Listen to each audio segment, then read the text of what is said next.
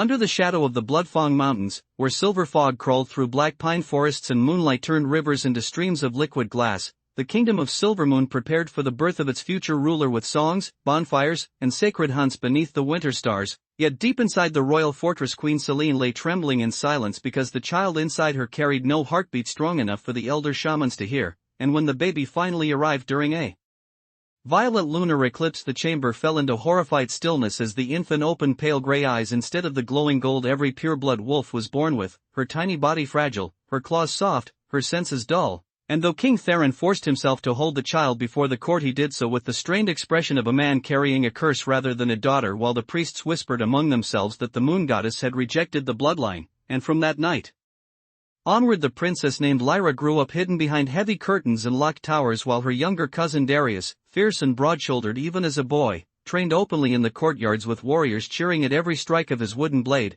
and Lyra learned early that servants lowered their voices when she entered rooms, guards avoided meeting her eyes, and noble children laughed whenever she failed to shift during the sacred coming-of-age trials where every young wolf transformed beneath the full moon except her, leaving her standing barefoot in the snow while icy wind cut through her thin white dress and the crowd stared as if witnessing an omen. But the deepest wound came not from strangers but from her father, who slowly stopped speaking to her entirely after Queen Selene died under mysterious circumstances when Lyra was 10, her body discovered beside the moonwell with silver blood staining the stones, while the royal council declared it suicide despite the queen having spent the previous evening laughing beside her daughter near the gardens. And Lyra remembered every detail of that night with painful clarity: the smell of rain on stone, her mother's trembling hands gripping her shoulders, and the whispered warning she had not understood then: never trust the council when the moon turns red. Before masked figures appeared in the fog and servants dragged the screaming child away while Selene vanished into darkness forever. For the next several years Lyra existed more like a prisoner than a princess, forbidden from royal gatherings and mocked openly by Darius, who grew increasingly cruel as his influence over the kingdom expanded, often cornering her in empty corridors with his pack of loyal followers, shoving her against walls and snarling, "A wolf without a wolf is just meat," while courtiers pretended not to notice. Yet despite the humiliation, Lyra clung to small acts of defiance, secretly exploring hidden tunnels beneath the castle, reading ancient forbidden texts stolen from the royal library, and visiting the old blind stablemaster Garrick, the only person who treated her with genuine kindness, who taught her how to survive quietly by listening rather than fighting, by observing patterns in people's lies, by understanding fear instead of denying it. And on the night of her 20th birthday everything shattered completely when the council announced before the entire kingdom that Darius would officially become heir to Silvermoon because Lyra had failed her bloodline. And though she stood silently through the ceremony, humiliation burned inside her chest like molten iron until later that evening when Garrick arrived at her chambers bloodied and terrified, whispering that he had overheard the council discussing plans to kill her before sunrise to erase any challenge to Darius's claim forever. And before Lyra could even process his warning, the palace erupted with chaos as armored wolves stormed her chambers, torches blazing against stone walls while arrows shattered windows and smoke poured through the corridors, forcing Garrick to drag her into the underground tunnels beneath the fortress while soldiers hunted them through the darkness. And during their desperate escape, Lyra finally discovered the horrifying truth hidden beneath the castle: dozens of chained prisoners locked in forgotten chambers, their bodies scarred from experiments conducted by Silvermoon shamans attempting to create stronger wolf bloodlines. And among the prisoners Lyra recognized children stolen from rival clans years earlier, their hollow eyes silently begging for death. Garrick revealed everything as they fled through collapsing tunnels, confessing that Queen Selene had discovered the council's experiments and threatened to expose them, which was why they murdered her. And even worse, Lyra herself had been born healthy until the shamans poisoned her blood in infancy because they feared a prophecy foretelling the rise of a queen powerful enough to destroy the old laws and unite all wolf clans under one throne, a ruler marked not by golden eyes but by silver ones. And before Lyra could speak, soldiers caught up with them near the forest exit where Garrick sacrificed himself by collapsing the tunnel behind her, screaming for her to run while arrows pierced his chest, leaving Lyra alone in the freezing wilderness as flames consumed the only home she had ever known. For weeks she wandered through hostile lands, half-starved and hunted by bounty trackers sent from Silvermoon, surviving through sheer instinct despite having no wolf form to protect her, until one night she collapsed beside a frozen river and awoke inside a cave lit by blue fire where an enormous black wolf watched her from the shadows with eyes like burning ice. And though terror froze her breath, the beast spoke in a human voice older than mountains themselves, introducing himself as Kale, the last surviving Lycan king exiled centuries earlier by Silvermoon's ancestors, and he revealed that the pureblood wolves feared Lycans because they represented the original bloodline born directly from the moon goddess, creatures capable of controlling both human and wolf forms without surrendering to instinct, warriors stronger, faster, and nearly immortal beneath moonlight. Yet the royal families had betrayed and slaughtered the Lycans long ago to seize power for themselves, rewriting history. Until the true bloodline became myth. Kale recognized the silver eyes immediately and agreed to train Lyra after sensing the dormant power buried beneath the poison inside her blood, but the process was brutal beyond imagination as he forced her through endless trials across savage northern lands where survival itself became warfare, making her fight starving beasts with bare hands, endure freezing lakes until her skin turned blue, and confront visions drawn from her deepest fears beneath sacred moon shrines hidden in ancient forests, and many nights Lyra collapsed sobbing from exhaustion, raging at Kale for pushing her toward death, only for the old Lycan to respond coldly, "The girl who wants comfort died in Silvermoon," before leaving her alone beneath blizzards to rise or perish. Years passed, and the powerless princess transformed slowly into something terrifying and magnificent as her body hardened with muscle, her reflexes sharpened beyond human limits, and strange silver markings began appearing across her skin during full moons while her senses awakened one by one until she could hear heartbeats from miles away and track lies through scent alone. Yet her greatest struggle was not physical but emotional because Kale forced her to confront the hatred consuming her soul, warning repeatedly that vengeance without purpose would eventually turn her into the same monster that murdered her mother, and though Lyra refused to let go of her fury, she slowly began understanding leadership through the scattered people they encountered during their travels, rogue wolves abandoned by clans, human villages terrorized by warlords, children orphaned by Silvermoon's expansion, and instead of hiding her identity she started protecting them, earning loyalty not through fear but action, defending caravans from raiders, exposing corrupt alphas exploiting weaker packs, and eventually gathering followers who began whispering her name around campfires like a forbidden legend, the Silver Queen, the Ghost Wolf, the Daughter of the Moon. Then came the night everything changed forever when Lyra finally achieved her first transformation at age 30 beneath a blood-red moon high above the ruins of an ancient Lycan temple, yet the transformation was nothing like ordinary wolves shifting into beasts because her body exploded with silver light while storms gathered overhead and the ground itself cracked beneath her screams. And when the agony ended, she emerged towering above Kale in a form both human and wolf, crowned with white fur streaked by silver flames, eyes glowing like molten metal while the entire forest bowed beneath the pressure of her aura, and Kale knelt for the first time in centuries, calling her by the title no one had spoken since the old world fell, Lycan Queen. Word of her return spread rapidly across the realm while Silvermoon itself descended into corruption under King Darius, who had seized the throne after Theron's mysterious death and ruled through brutality, forcing weaker clans into slavery while expanding military campaigns against neighboring territories, and despite his outward strength, paranoia consumed him because rumors of the Silver-Eyed Queen refusing to die haunted every feast and battlefield, leading him to execute suspected traitors and even imprison members of his own council, which only weakened the kingdom further.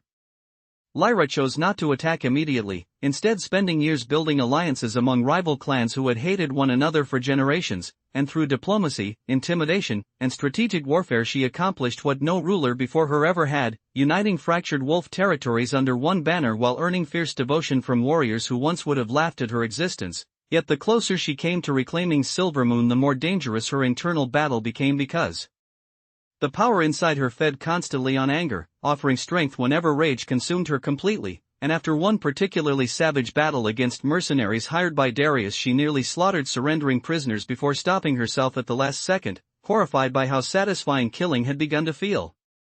Kale warned her that every Lycan ruler eventually faced the same choice between domination and balance, but before he could guide her further, assassins sent by Silvermoon ambushed their camp during a thunderstorm and mortally wounded him with poisoned silver blades, forcing Lyra to hold the dying old warrior in her arms while rain poured across blood-soaked earth. And with his final breath, Kale confessed one final secret that shattered her understanding of the past, revealing that her mother, Selene, had not merely discovered the council's crimes but had secretly descended from the Lycan bloodline herself, meaning Lyra's destiny had begun generations before her birth, and more painfully he admitted he had once loved Selene long before she married Theron, leaving Lyra devastated by the realization that nearly every adult in her life had hidden pieces of the truth from her.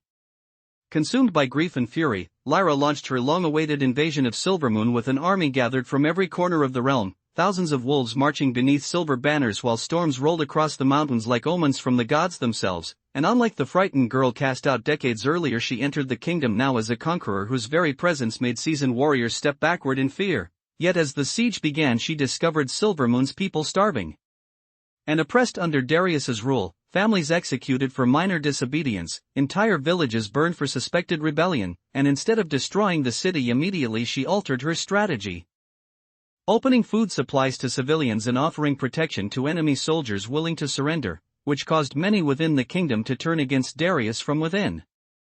Meanwhile, Darius descended further into madness inside the royal fortress, obsessively hunting prophecies and forbidden magic until he uncovered ancient rituals capable of forcing monstrous transformations through corrupted moonstone, and during the final night of the siege he performed the ritual upon himself in the same underground chambers where the council once experimented on prisoners, mutating into a colossal wolf-like creature driven by. She stood alone beneath freezing rain while the sea crashed violently against ruined skyscrapers emerging from dark water like ancient bones. The umbral heart roared inside her louder than it had since Bloodfang, feeding upon the collective surrender unfolding across the world. For several terrifying moments Lyra considered ending everything permanently. If the prison adapted endlessly alongside civilization, perhaps humanity would always eventually choose comforting control over painful freedom. Perhaps Malachar had simply recognized an inevitable truth centuries earlier. The thought horrified her precisely because exhaustion made it feel reasonable.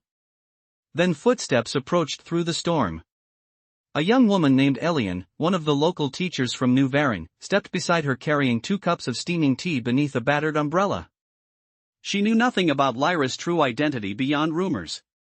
To her, Lyra was simply an unusually quiet historian who listened carefully when others spoke. Elian handed her 1 cup casually before staring out across the violent ocean. "You disappeared from the community gathering tonight," she remarked. Lyra laughed weakly. "I wasn't feeling optimistic." Elian snorted softly. "Nobody there was optimistic. That's why gatherings matter." They stood silently for a while listening to rain hammer against flooded ruins. Eventually Lyra asked quietly, "How do people keep trying when things feel impossible?" Elian considered the question seriously before answering. "Most people don't wake up trying to save the world." She gestured toward the glowing settlement behind them where music drifted faintly through the storm. "They just try to keep each other alive long enough to see another morning." The simplicity of the answer pierced through Lyra's despair more effectively than grand philosophy ever could, because suddenly she remembered something she had nearly forgotten across endless centuries of carrying enormous burdens. Survival was never truly sustained by heroes, systems, or even victories alone. It endured through ordinary acts of care repeated stubbornly despite uncertainty. The realization did not solve the crisis facing the world. The prison still stirred. Ascension continued spreading. Humanity remained vulnerable to the seductive promise of painless unity. But Lyra understood once again that resisting darkness did not require certainty of success. Only refusal to surrender humanity itself in exchange for comfort. In the years that followed, she began building something new beneath the surface of modern civilization. Not armies. Not governments. Networks of communities dedicated to preserving emotional authenticity, historical memory, local autonomy, and genuine human connection outside systems of mass behavioral synchronization. Artists, teachers, counselors, archivists, small-town organizers, independent journalists, grief workers, mediators, ordinary people resisting dehumanization in quiet practical ways. Most never knew the Silver Wolf guided the movement subtly across generations. That anonymity felt correct. The future could never belong to singular saviors again. Meanwhile, the umbral heart continued watching beneath the world through ancient immortal eyes connected forever to Lyra's soul, waiting patiently for humanity to abandon itself completely. But now, scattered across cities and coastlines and forgotten rural settlements alike, countless ordinary people carried fragments of resistance forward together without realizing they participated in a struggle far older than civilization itself. And high above the sleeping darkness, beneath moons unchanged by centuries, the last Lycan still walked among them silently, weary beyond language yet refusing, even after nearly 1,000 years, to stop believing that fragile and perfect connection between living beings remained stronger than fear, no matter how many forms fear learned to wear. In the years following the collapse, humanity struggled through an age later remembered simply as the Quiet Return, because for the first time in centuries people had to relearn how to exist without constant emotional mediation systems shaping their inner lives, and the adjustment proved far more painful than many expected. Entire populations experienced grief, uncertainty, loneliness, and conflict with raw intensity after generations spent buffering difficult emotions through synchronization technologies. Rates of depression initially surged. Old political tensions resurfaced. Communities fractured and reformed unpredictably. Many blamed the silver wolf for destroying the systems that once kept society stable, while others viewed the collapse as liberation from a form of emotional imprisonment humanity barely recognized while trapped inside it. Historians argued endlessly over whether ascension had represented humanity's greatest mistake or its final desperate attempt to escape suffering itself. Yet despite the chaos, something subtle changed across the world afterward. People spoke to one another differently. Conversations grew slower, less optimized, more awkward and honest. Public spaces filled again with unscripted gatherings. Independent art exploded across cities after decades of emotionally regulated cultural production. Mourning rituals returned. Local communities regained importance as individuals rediscovered the exhausting but meaningful labor of maintaining real relationships without technological shortcuts dissolving discomfort instantly. The transition hurt. It also made people feel alive again in ways many struggled to describe. No one knew what became of Lyra after Bloodfang sealed. Rescue expeditions sent into the ruined mountains found nothing except fused stone and strange silver markings burned deep into the collapsed caverns. Some believe she finally died, ending the prison permanently through sacrifice. Others claimed the silver wolf transcended physical existence entirely and wandered unseen through dreams or memories. Myths multiplied rapidly in every direction. Religious movements formed around distorted versions of her story. Governments tried suppressing older records, fearing renewed fascination with collective consciousness. Independent historians fought to preserve accurate accounts before propaganda reshaped the truth entirely again. Over time, Lyra became less historical figure than living symbol interpreted differently by each generation according to its fears and desires. Yet in quiet corners of the world, strange stories persisted stubbornly. Travelers spoke of a pale silver-eyed woman appearing briefly during moments of profound grief or social collapse before vanishing again without explanation. A stranger helping refugees rebuild flooded towns. A silent figure listening beside hospital beds where people faced death alone. An old woman in plain clothes guiding communities through violent conflict with unsettling calm. None of the stories could be verified. Most contradicted one another completely. Still they endured. Nearly 60 years after the collapse, in the rebuilt harbor city of New Varennes, an elderly archivist named Thomas Elian inherited a sealed collection of journals left behind by his grandmother before her death. Inside he discovered extensive personal records describing conversations with someone she believed was the legendary Silver Wolf herself. At first Thomas dismissed the writings as symbolic reflections shaped by myth. But buried among ordinary observations were details impossible for his grandmother realistically to know. Descriptions of ancient historical events later confirmed through newly recovered archives, intimate accounts of figures like Mira and Rowan whose private lives had remained hidden from public record for centuries. Fascinated, Thomas dedicated years to tracing scattered references connected to the journals. His research led him across continents through forgotten archives, resistance communities descended from Lyra's hidden networks, and isolated settlements preserving oral traditions about the last Lycan. Everywhere he traveled he encountered the same recurring idea beneath wildly different stories: the Silver Wolf never saved humanity alone. She merely reminded people how to save one another. The realization changed Thomas profoundly because modern society still struggled constantly against new forms of emotional commodification and ideological extremism despite the collapse supposedly ending the greatest threat. Fear never vanished. Neither did loneliness. Corporations developed subtler technologies promising emotional convenience. Political movements continued exploiting division and resentment. Humanity remained painfully human. Yet beneath those recurring dangers, Thomas also discovered resilient patterns of resistance surviving quietly across generations. Community memory circles. Public storytelling festivals. Shared mourning rituals. Local conflict councils prioritizing dialogue over algorithmic mediation. Most traced philosophical roots back to decentralized networks established during the final years before the collapse. Lyra's influence endured not through monuments or centralized institutions but through habits of connection embedded invisibly into ordinary life. Tomas eventually published his findings in a sprawling historical work titled The Loneliness Wars, arguing that the true struggle of human civilization had never merely been against violence or tyranny but against the temptation to abandon authentic personhood whenever suffering became overwhelming. The book spread rapidly despite fierce controversy. Some praised it as essential moral history. Others condemned it as romanticized anti-technological propaganda. Yet younger generations especially responded powerfully to its central question: how do human beings remain emotionally real in systems constantly encouraging abstraction, optimization, and fear-driven conformity? The debates reignited global fascination with the long-buried history of Bloodfawn and the Silver Wolf. And somewhere far from public attention, deep within forests reclaiming ancient ruins beneath forgotten mountains, a woman with silver eyes listened quietly to the world arguing about her once again. Lyra had not died beneath Bloodfawn. But neither had she survived unchanged. The convergence with the Umbral Heart transformed her into something profoundly different from the immortal Lycan queen she once was. The prison no longer existed separately inside her consciousness. Instead, fragments of collective human memory now flowed continuously through her awareness like distant tides, softer than before yet impossible to silence completely.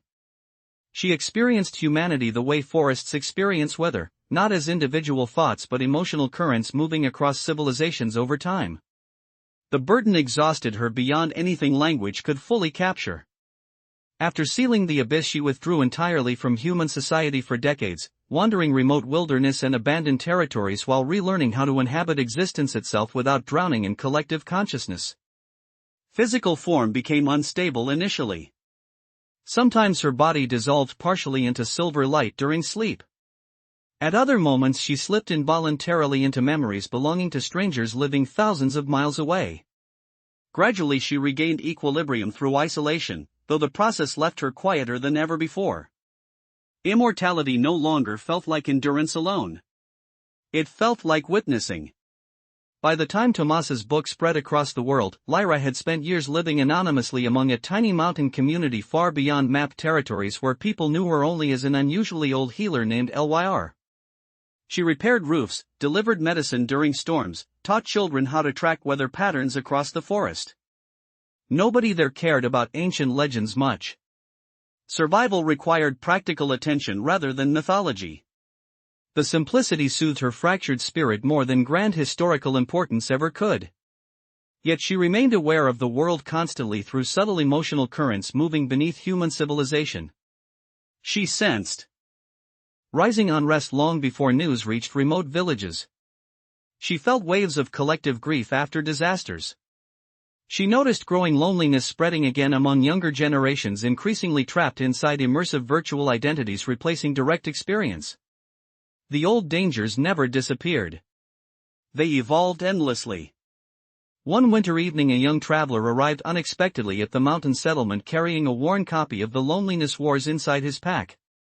His name was Soren, a university researcher searching for surviving oral histories connected to the Silver Wolf myths.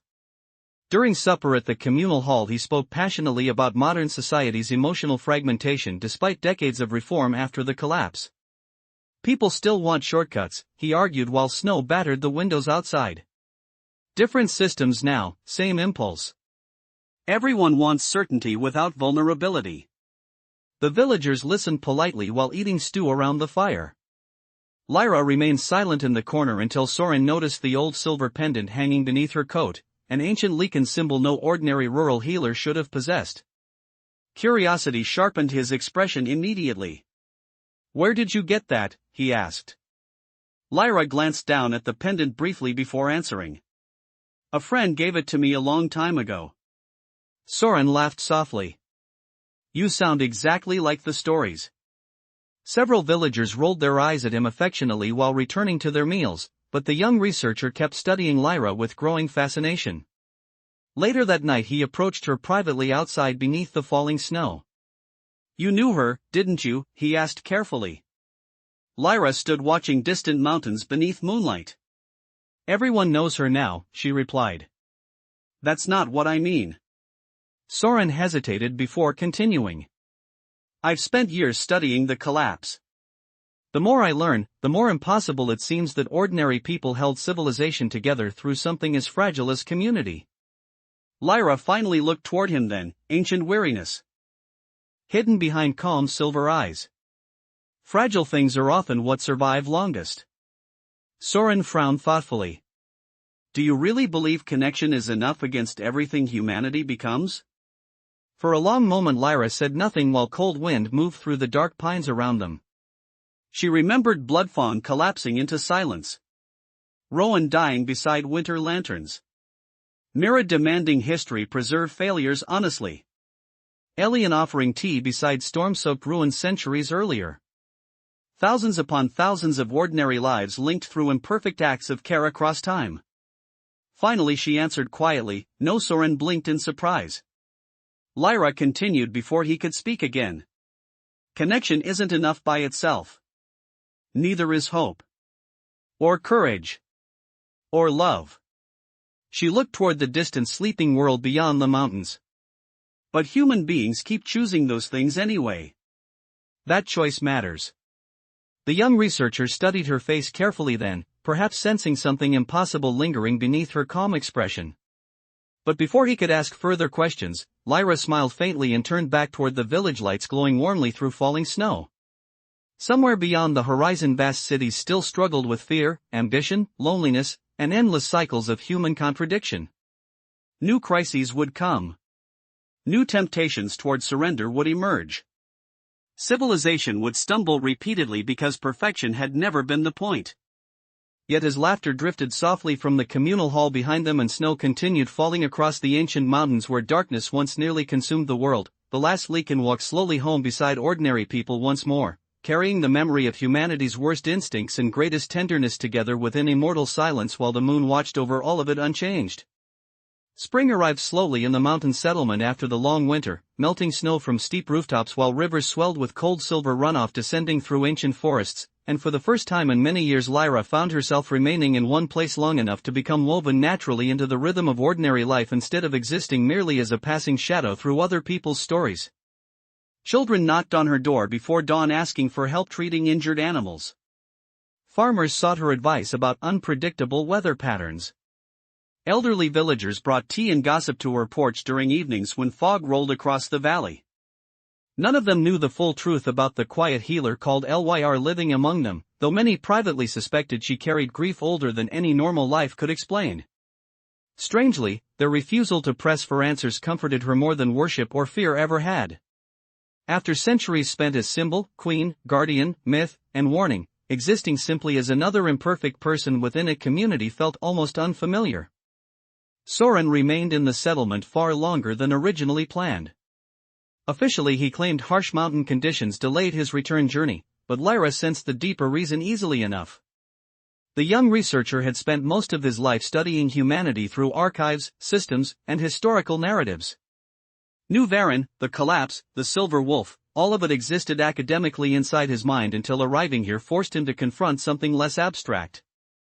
The villagers argued constantly, forgot responsibilities, carried old grudges, laughed too loudly during funerals, disagreed about everything from planting schedules to local legends.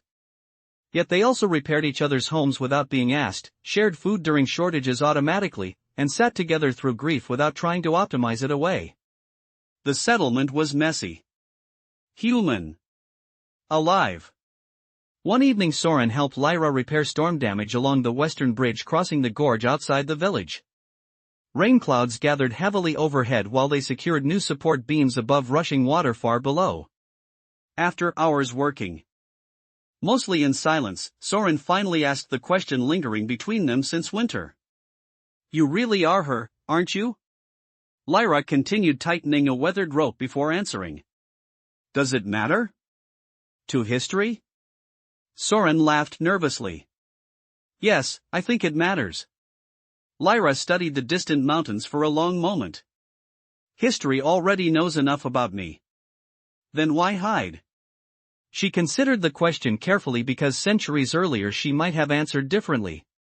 Once she hid from fear of becoming too powerful, too central, too dangerous. But now the answer felt simpler. Because legends make people passive, she said quietly. They wait for extraordinary figures to solve problems instead of facing each other honestly. Soren leaned against the bridge railing thoughtfully. And if people need symbols? Then give them symbols reminding them of themselves. Thunder rolled across the valley before either spoke again. Eventually Soren asked, after everything you've seen, do you still believe humanity gets better? Lyra surprised herself by smiling faintly. No, Soren blinked. No? Humanity changes, she corrected. Sometimes better. Sometimes worse. Mostly both at once. Rain began falling steadily around them while cold winds swept through the gorge. Lyra secured the final support beam before continuing softly, the mistake every age makes is believing history moves in straight lines. Soren listened carefully as water hammered the river below. Then what's the point? She glanced toward the village lights beginning to glow through mist in the distance. People. The answer frustrated him immediately. That's not really an explanation. It's the only one I've found. Back in the village, life continued through small ordinary crises that would have seemed absurdly insignificant beside ancient wars or civilization-threatening catastrophes, yet somehow carried their own emotional gravity. A local couple nearly separated after years of quiet resentment nobody addressed honestly. Two brothers feuded bitterly over inherited land boundaries until the conflict divided neighboring families. A teenage girl preparing to leave for university in the southern cities confessed terror that she would lose herself entirely among larger worlds beyond the mountains. Lyra found herself involved in these situations gradually, not because she possessed supernatural wisdom but because people trusted her calm presence. Sometimes she offered advice. Often she simply listened long enough for others to hear themselves clearly. Increasingly she understood something that had eluded her during earlier centuries consumed by massive historical struggles. Most human suffering did not emerge from dramatic evil. It grew slowly through avoidance, fear, pride, loneliness left unattended until connection fractured quietly. The world rarely collapsed all at once.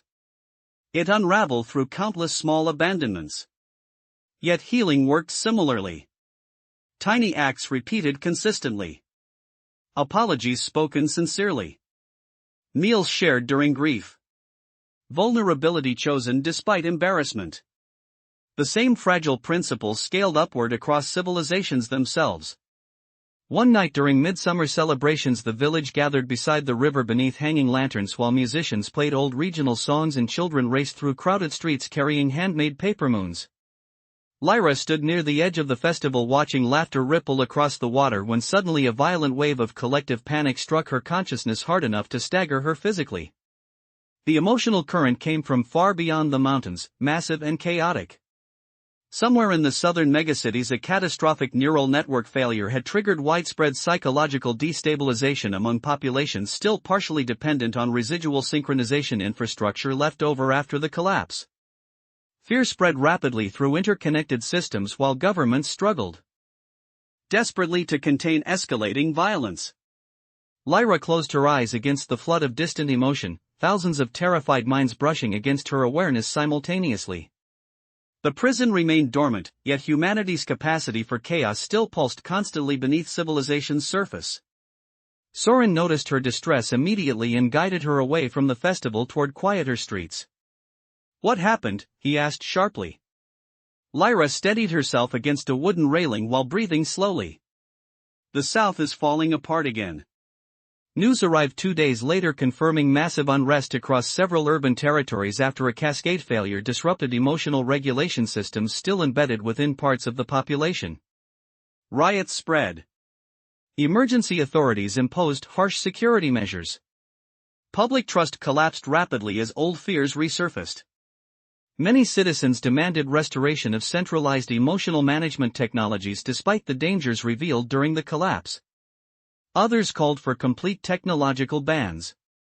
The world once again drifted toward familiar extremes. Soren watched Lyra carefully after the reports arrived because something inside her seemed to retreat inward immediately, old exhaustion resurfacing behind silver eyes grown momentarily distant. "You think this is how it starts again," he said quietly one evening. Lyra sat beside the river sharpening gardening tools while dusk settled across the valley. "Everything starts again eventually. Then why keep fighting it?" Her hands paused briefly against the sharpening stone. "Because people live in the meantime." The answer lingered heavily between them. Finally Soren asked, "Are you going south?" Lyra looked toward the darkening horizon where unseen cities struggled beneath fear and confusion once more. Part of her wanted desperately to stay here among ordinary rhythms untouched by endless historical cycles. She was tired beyond language after nearly 2,000 years carrying humanity's contradictions inside immortal memory. Yet another part understood she could never fully turn away while others suffered. Not because she believed herself uniquely capable of saving them, but because witnessing pain without responding had become impossible long ago. "Probably," she admitted softly. Soren nodded as though expecting the answer already. "Can I come with you?" Lyra almost refused immediately. The world beyond the mountains remained dangerous and unstable, and attachment still frightened her despite everything time had taught. Everyone eventually died. Every connection eventually became another grief layered inside endless memory. But then she remembered Rowan standing beside storm-battered cliffs centuries earlier, refusing to let her carry darkness alone. She remembered Mira insisting truth required shared responsibility. Humanity survived collectively or not at all. "If you want to," she said at last. Soren smiled despite obvious nervousness. "You know, most historians don't expect field research to involve potential societal collapse." Lyra snorted softly. "Then your education has been incomplete." They departed the mountain settlement 3 mornings later beneath pale dawn skies while villagers gathered sleepily to offer supplies and emotional farewells. No grand speeches accompanied the departure. No dramatic revelations about immortal queens or ancient prophecies. Just ordinary people hugging neighbors before uncertain journeys. As Lyra and Soren descended through forest paths toward distant cities trembling once more under the weight of human fear and longing, the mountains behind them faded slowly into morning mist. Along the road they passed countless reminders that civilization remained caught perpetually between connection and isolation. Refugee caravans fleeing unstable southern territories. Traveling musicians performing beside crowded transit stations where strangers still paused long enough to listen together. Protest marches demanding safety alongside demonstrations defending emotional autonomy. Parents comforting frightened children while scrolling endless streams of conflicting information. Everywhere humanity struggled imperfectly with the same ancient dilemma beneath evolving forms: how to remain vulnerable enough for genuine connection without surrendering individuality to fear. On the 4th night of their journey they camped beside abandoned railway ruins overtaken by wildflowers and moss. While Soren slept near the fire, Lyra stood alone beneath unfamiliar stars listening to the emotional currents moving across the world through the lingering connection inside her transformed consciousness. Fear surged strongly in some regions. Anger in others. But woven among the chaos she sensed countless quieter currents too. Strangers organizing shelters. Communities protecting vulnerable neighbors. Artists painting grief publicly instead of hiding it. Teachers calming frightened students. Ordinary people choosing each other repeatedly despite exhaustion. The world remained broken. It always would. Yet beneath the endless cycles of violence and loneliness, humanity also kept reaching outward stubbornly, refusing complete surrender to despair no matter how many times history threatened to convince them otherwise. Lyra closed her eyes, and for the first time in centuries the weight of immortality felt slightly less isolating, because somewhere along the endless road between ancient kingdoms and uncertain futures she had finally understood something Rowan tried teaching her long ago beside freezing cliffs under moonlit skies. Survival was never truly about winning permanently against darkness. It was about continuing to answer it together while life carried on in all its fragile and perfect beauty beneath the ever-turning stars.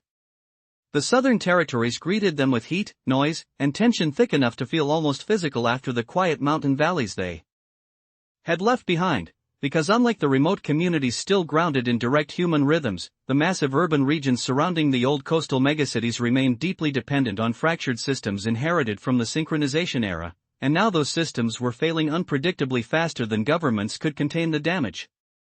Entire districts experienced rolling emotional blackouts where neural infrastructures collapsed suddenly, leaving citizens overwhelmed by unfiltered fear, grief, and sensory overload after lifetimes spent relying on mediated emotional regulation.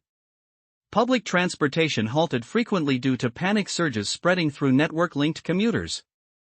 Emergency broadcasts repeated constantly across towering holoscreens suspended between skyscrapers while exhausted authorities begged people to remain calm. Calm, however, had become increasingly rare. Lyra and Soren arrived first in the outer transit zones surrounding the city-state of Valaris, one of the largest surviving urban centers still attempting to maintain partial synchronization architecture despite the global backlash after the collapse. The scale overwhelmed even Soren immediately. Endless vertical neighborhoods stretched toward the clouds beneath glowing advertisements promising emotional stability, personalized identity optimization, and curated community integration. Crowds moved through the streets with restless unease, some people visibly trembling from withdrawal after losing access to long-term neural support systems while others marched angrily beneath banners demanding restoration of full synchronization protocols regardless of the risks. Military drones hovered overhead monitoring public gatherings. Protest chants echoed between towers day and night. "It feels like everyone's waiting for permission to panic," Soren muttered as they crossed a crowded plaza surrounded by heavily armed security forces. Lyra listened silently to the emotional currents rippling through the city. Fear dominated, yes, but underneath it she sensed something more dangerous growing rapidly, exhaustion mixed with resentment. People were tired of uncertainty again. Tired of complexity. Tired of carrying emotional weight individually. The old temptation toward surrender remained alive beneath modern language just as it always had. They rented a small room above a crowded tea house in one of the older districts where synchronization systems never fully integrated due to poverty and infrastructure neglect. Ironically, those neighborhoods now adapted better than wealthier sectors because residents still relied more heavily on face-to-face community networks rather than technological emotional regulation. The tea house owner, a sharp-tongued middle-aged woman named Nadia, eyed Lyra suspiciously from the moment they arrived. "You don't belong here," she stated bluntly while handing them room keys. Soren awkwardly attempted polite conversation, but Lyra simply nodded. "Probably not." Nadia studied her silver eyes carefully before shrugging. "Well, nobody belongs anywhere lately." Over the following days Lyra and Soren moved through the city observing conditions firsthand. Hospitals overflowed with patients suffering psychological collapse after synchronization withdrawal. Support groups formed spontaneously in parks and abandoned public halls where strangers sat together through panic attacks because official systems lacked resources to help everyone. Violent clashes erupted nightly between restorationist movements demanding renewed emotional integration technologies and decentralized community organizations arguing humanity needed to learn emotional resilience rather than surrender autonomy again. The atmosphere reminded Lyra painfully of earlier historical turning points where civilization stood between difficult freedom and seductive control. Yet unlike previous eras, modern crises spread globally within hours through hyper-connected information networks amplifying fear faster than truth could stabilize it.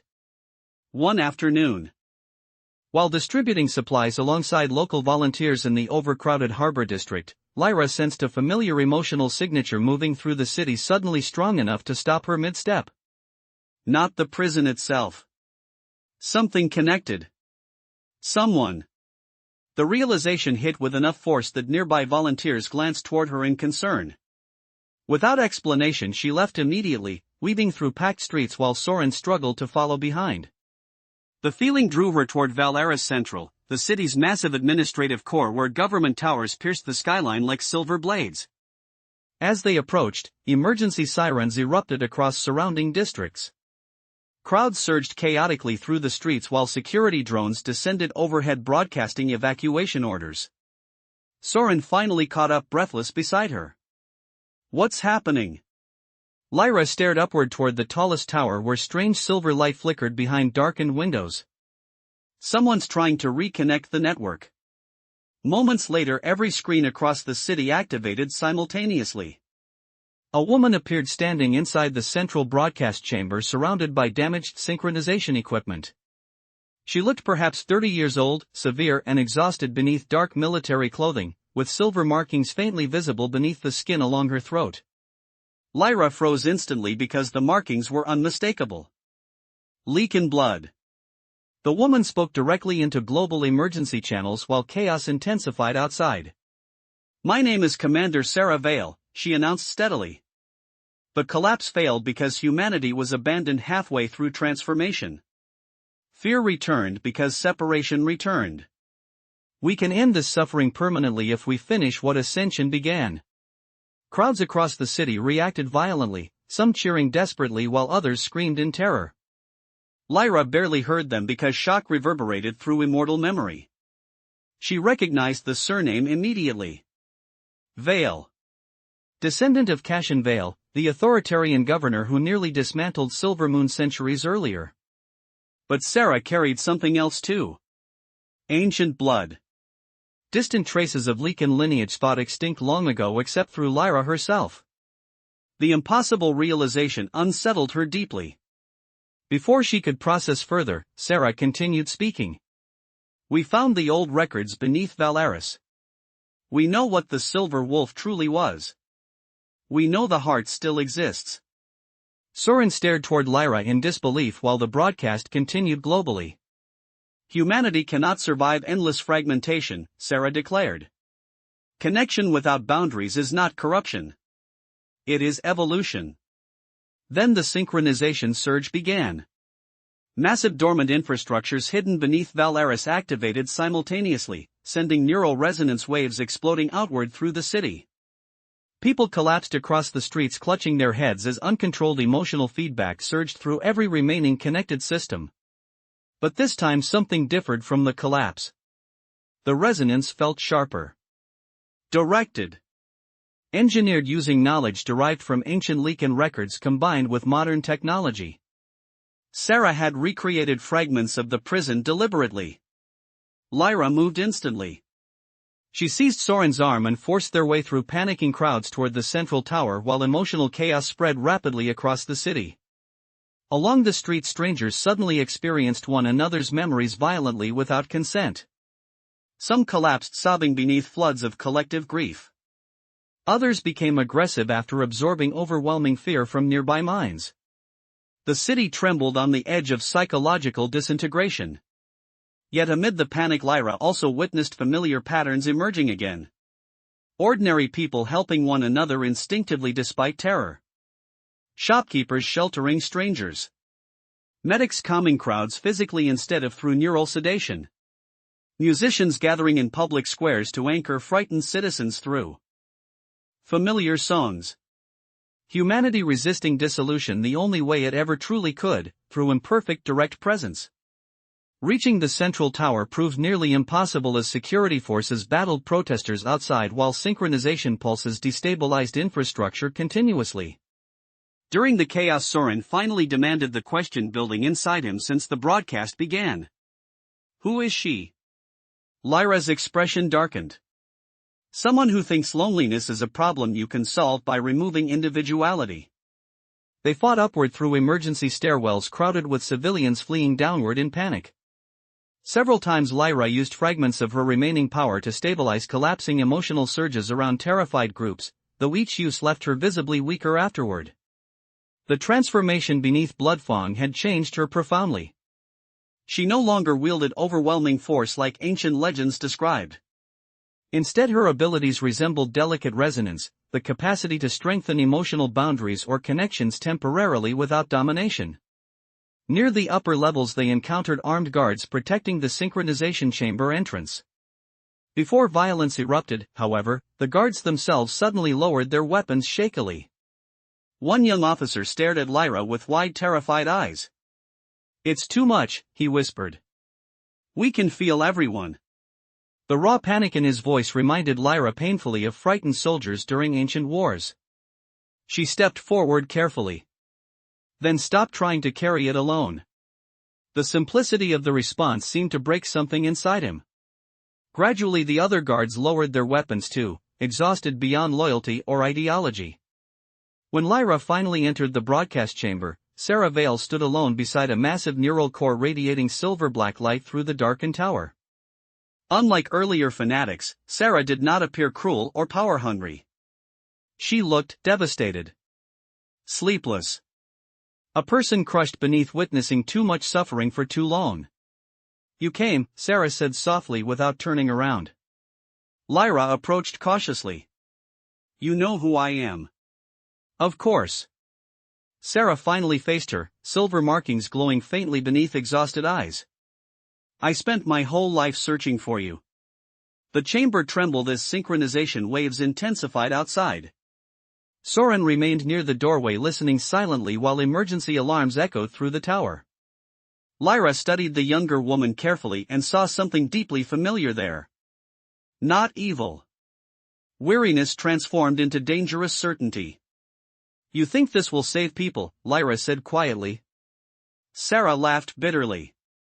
"I know what people become alone." Her composure cracked suddenly. "I served in the southern refugee collapses. I watched entire cities tear themselves apart after the networks failed. Families murdered each other over food while governments broadcast speeches about resilience." Tears burned openly in her eyes now. Connection isn't enough. People are too broken. Lyra felt genuine grief radiating from her. Sarah had seen horrors. Lost people. Endured impossible emotional exhaustion without support. And somewhere during that suffering she reached the same conclusion Malachar once had centuries earlier: humanity could not be trusted with its own freedom. "So you'll force them into peace instead?" Lyra asked. Sarah shook her head desperately. "Not force. Remove the separation causing suffering." The neural core behind her pulsed harder while emotional waves spread violently across Valaris. Soren suddenly gasped as fragments of surrounding minds surged through the chamber. Fear. Grief. Love. Rage. Millions overlapping chaotically. Sarah stepped closer toward Lyra through the storm of shared emotion. "You understand this better than anyone," she pleaded. "You carried humanity inside you. You know how lonely consciousness really is." The words struck painfully because they contained truth. Lyra had spent centuries feeling humanity's isolation beneath everything civilizations built to escape it. For one dangerous moment she saw exactly why Sarah believed surrendering individuality might feel merciful. Then she remembered something simpler. Rowan laughing while complaining about noisy streets. Villagers arguing over planting schedules before sharing soup together afterward. Grief spoken aloud beside ordinary graves. Imperfect people choosing each other without guarantees. Loneliness hurts, Lyra admitted softly. But so does love. So does grief. So does being truly seen. She stepped closer until only inches separated them. That pain isn't failure, Sarah. It's the cost of being real. The younger woman's expression faltered violently as tears finally spilled freely down her face. Outside the tower the city continued trembling between collapse and recovery while millions waited unknowingly for the outcome of one exhausted conversation repeating humanity's oldest argument once again beneath different names. Pain and insanity rather than true power, while above the fortress Silvermoon burned beneath crimson moonlight as Lyra and her forces stormed the gates in a battle that shook the kingdom to its foundations. The confrontation between Lyra and Darius erupted across collapsing halls filled with fire and shattered statues of forgotten kings, and throughout the brutal fight Darius screamed accusations that she had destroyed their family, their kingdom, their bloodline, while Lyra answered not with speeches but relentless fury sharpened by decades of suffering. Yet even as she gained the upper hand she hesitated at the final moment when Darius collapsed wounded before her because killing him no longer felt like victory but exhaustion, and Darius exploited that hesitation by revealing the cruelest truth of all, confessing that King Theron had never wanted Lyra dead and had secretly planned to help her escape years earlier, only for Darius himself to murder the king first to secure the throne, a revelation that broke something deep inside her because despite Theron's failures she had spent 20 years believing her father hated her completely. Enraged beyond restraint, Lyra finally unleashed the full force of her Lycan form, tearing through Darius with devastating power until the corrupted king lay dying among the ruins of the throne room. But instead of finishing him immediately, she forced him to witness the people of Silvermoon opening the fortress gates to her army willingly, proving that his reign had already ended before the battle itself, and only then did she kill him swiftly, without triumph or celebration, while dawn slowly rose over the shattered kingdom. Yet victory brought no peace because the surviving nobles immediately demanded she restore the old hierarchy with herself as absolute ruler, expecting another tyrant crowned by fear, while rival clan leaders argued violently over territory and revenge executions, and for several tense days civil war threatened to erupt even after Darius's death until Lyra stunned everyone by dissolving the ancient council entirely, abolishing bloodline supremacy laws, and granting equal rights to lowerborn wolves and humans who had lived under Silvermoon oppression for centuries, decisions that enraged traditionalists but ignited hope among ordinary citizens. And when one furious noble publicly called her weak for refusing mass executions, Lyra challenged him before the entire court and defeated him effortlessly without taking his life, declaring that strength meant controlling power rather than worshipping it.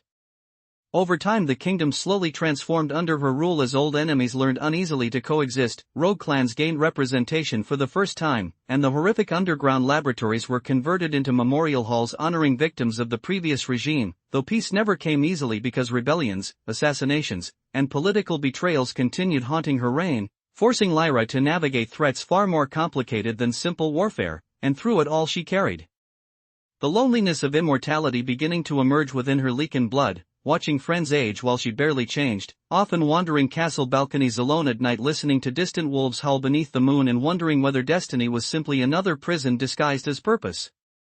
Years later, during the grand ceremony marking the 20th anniversary of Darius's defeat, Lyra stood upon the rebuilt moonwell surrounded by thousands of wolves from every clan while silver banners moved like waves beneath the night sky, and as the crowd chanted her title she suddenly remembered the terrified powerless girl once mocked for failing to transform, the child abandoned in cold corridors and hunted through dark forests, and instead of feeling satisfaction she felt something quieter and far more difficult to earn, acceptance, because the scars remained, the grief remained, the memories of betrayal would never disappear, but they no longer controlled the direction of her life.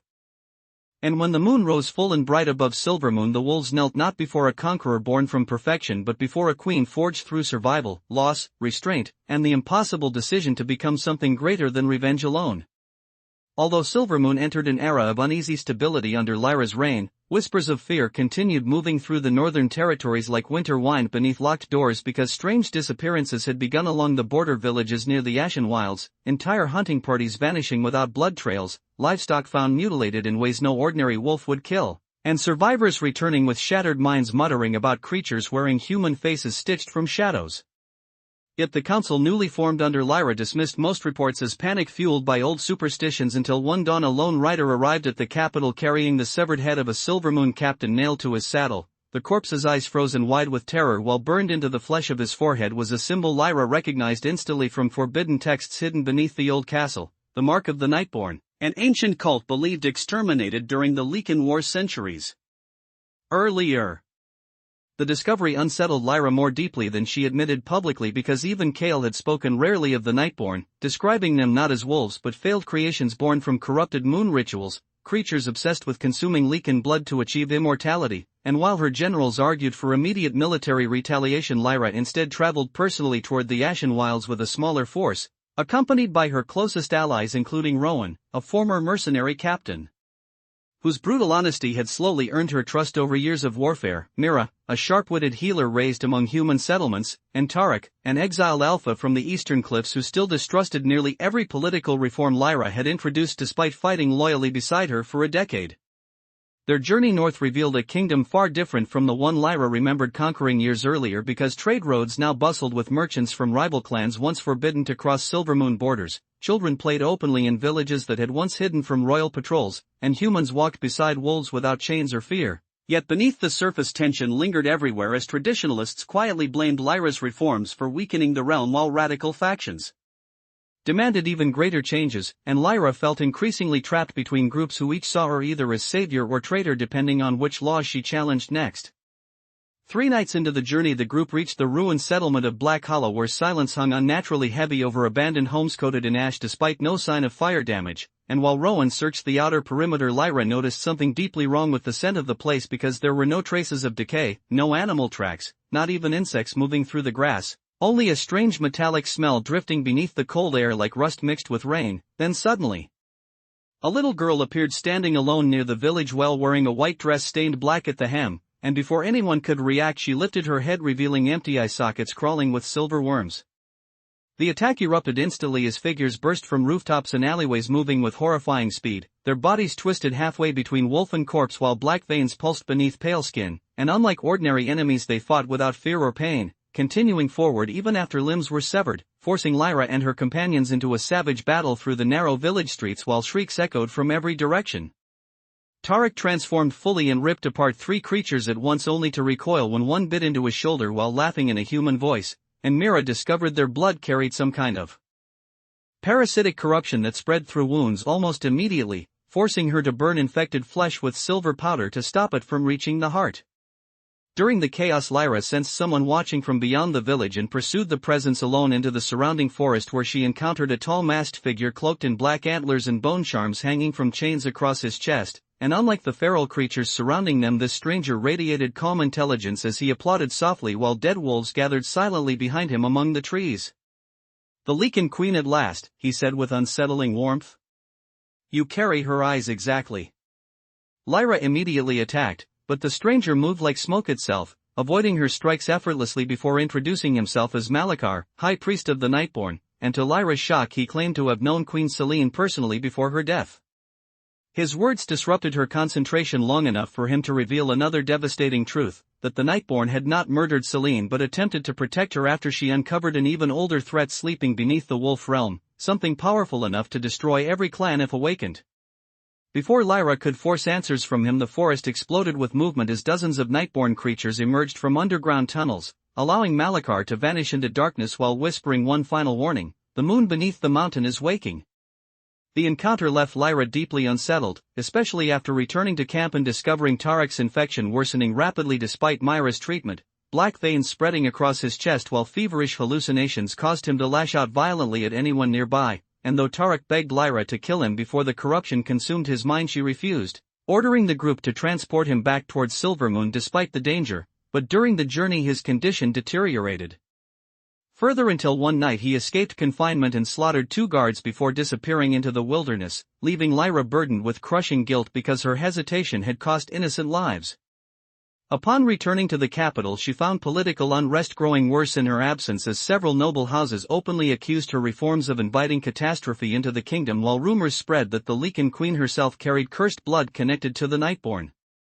Public fear intensified after infected creatures attacked outer districts near the capital, causing riots and violent clashes between wolves and humans who blamed each other for the spreading corruption. And for the first time since taking the throne, Lyra sensed genuine doubt among her people, not merely toward her decisions but toward her existence entirely.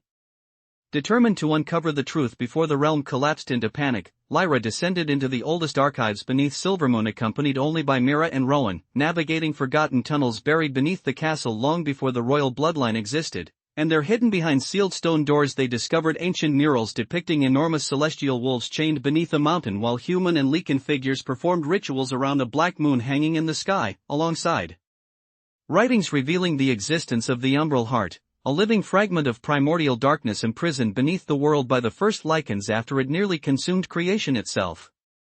According to the records, the Nightborn were originally guardians tasked with ensuring the prison never weakened. But over centuries, isolation and corruption twisted many into fanatics obsessed with controlling the Umbral Heart's power rather than containing it, while Silvermoon's ancestors erased this history entirely to establish themselves as sole rulers of the Wolf Realm.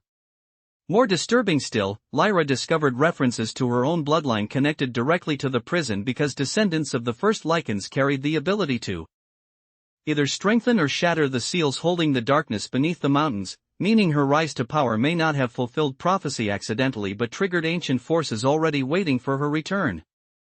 Before the group could investigate further, explosions shook the underground halls as assassins infiltrated the archives, collapsing sections of stone ceiling while masked attackers flooded the tunnels wielding silver weapons coated in Nightborn venom.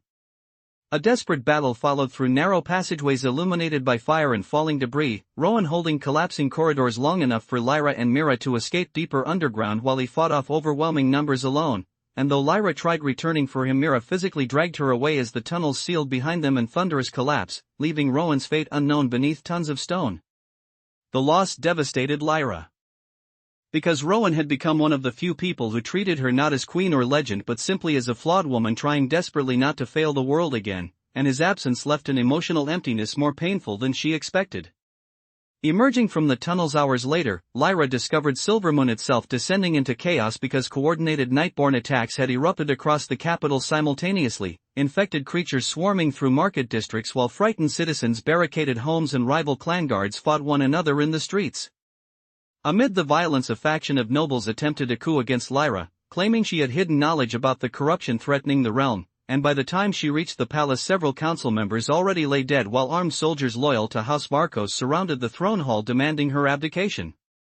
Exhausted, grieving, and cornered from every direction, Lyra nearly surrendered to rage completely when the rebel leader publicly accused her mother of betraying Silvermoon long before her death. But instead of attacking blindly, she forced herself to listen as the noble revealed evidence suggesting Selene had secretly communicated with the Nightborn for years, exchanging information through hidden messengers shortly before her murder. The revelation ignited furious debate across the court while outside the city burned beneath spreading riots, and Lyra faced a terrible realization that her mother's legacy might be far more complicated than the martyr she had imagined all her life. That same night a wounded figure staggered into the palace through hidden servant passages, and to Lyra's shock it was Tarek, barely recognizable beneath spreading corruption yet still retaining fragments of his mind, who warned that the Nightborn were preparing a massive ritual beneath the Bloodfang Mountains to awaken the Umbral Heart completely during the coming lunar convergence only 6 days away, a catastrophe capable of transforming every living creature in the realm into monstrous extensions of the darkness below. Before collapsing unconscious, Tarek also revealed one final horrifying detail: Malachar possessed something believed destroyed decades earlier, Queen Selene's preserved heart, still pulsing with silver light inside a black crystal vessel. The knowledge shattered Lyra's remaining certainty about the past, because if Selene's heart still existed then her death itself may have involved powers far beyond political assassination, and as thunder rolled across Silvermoon while frightened citizens prepared for war, Lyra stood alone upon the palace balcony staring toward the distant mountains where storms gathered unnaturally beneath a bleeding moon, realizing the battle ahead would not merely determine who ruled the Wolf Realm but whether the world itself survived the secrets buried beneath its foundations. By dawn the entire capital moved like a kingdom waiting for execution as black storm clouds swallowed the sun and cold ash drifted constantly from the northern mountains despite no fires burning nearby, while priests filled the streets chanting protective rites and armed patrols dragged suspected Nightborn sympathizers from crowded districts already poisoned by fear. Yet Lyra sensed the real danger was not panic but division, because every hour spent fighting internally brought the Umbral Heart closer to awakening, and though exhausted from grief and sleepless nights she forced herself into action immediately, summoning every clan leader, military commander, and surviving council member into the fractured throne hall where shattered stained glass still littered the floor from the recent coup attempt. The meeting nearly collapsed into violence within minutes as rival alphas accused one another of secretly aiding the Nightborn while traditionalists demanded Lyra surrender authority to a wartime council, but instead of arguing she stunned the room by openly revealing the ancient records discovered beneath the castle, exposing the true history of the Lycans, the Nightborn, and the prison hidden beneath the Bloodfang Mountains. Many refused to believe her at first, calling the story manipulation meant to tighten her grip on power, until Mira entered carrying Tarek supported between two guards, his body visibly transforming beneath spreading corruption while his eyes alternated between human awareness and animal hunger. Silence swept the chamber as Tarek described what he had witnessed among the Nightborn, vast underground catacombs filled with infected armies preparing for the lunar convergence and rivers of black liquid flowing beneath the mountains like living veins feeding something colossal sleeping below the earth. Then he looked directly at Lyra before the entire assembly and said with trembling honesty, "I spent years believing strength meant purity, blood, dominance. But the thing beneath that mountain doesn't care about clans or bloodlines. It only wants hunger." The confession from a once proud traditionalist shifted the room more than any speech could have, and though distrust remained, the clan leaders finally agreed to unite their forces temporarily under Lyra's command. Preparations for war consumed the next 2 days as Silvermoon transformed into a fortress once more, blacksmiths working without rest to forge silver weapons while healers stockpiled herbs and moonstone powder against infection. Yet amid the military frenzy, Lyra found herself increasingly haunted by memories of her mother because every new revelation painted Celine not as a helpless victim but as someone who had knowingly carried dangerous secrets long before her death. Unable to endure uncertainty any longer, Lyra descended alone into the royal crypts late one night carrying only a lantern and her mother's old necklace, navigating silent halls lined with statues of dead rulers until she reached Celine's sealed tomb, and after breaking through the ceremonial locks she discovered the coffin empty except for a single silver flower preserved perfectly despite the passing decades. Beneath it lay a hidden letter written in Celine's hand. Lyra's hands shook as she unfolded the brittle paper and read words clearly meant for her alone. Celine confessed that she had indeed worked with factions of the Nightborn years earlier because she believed they still protected the prison beneath the mountains, but she discovered too late that Malachar and his followers had become obsessed with harnessing the umbral heart rather than containing it. More devastating still, Celine revealed that Lyra's birth had not been accidental but part of an ancient ritual designed to create a bridge between Lycan blood and the prison itself, a living key capable of either renewing the seals or destroying them forever depending on the choices she made. The final lines hit hardest of all. If you are reading this, then I failed to stop what is coming. They will tell you power is inherited through blood or fear. It is not. Power is the moment you choose who suffers for your survival, and whether you can live with the answer afterward. Lyra remained inside the crypt for hours afterward, staring silently at the empty coffin while grief twisted into something heavier and more complicated than anger, because for the first time she understood that her mother had not hidden the truth out of distrust but desperation, trying to protect a daughter born into a destiny neither of them truly wanted. Her reflection ended violently when assassins emerged from the darkness of the crypt wearing ceremonial wolf masks carved from bone, attacking without warning as poisoned blades flashed through lantern light.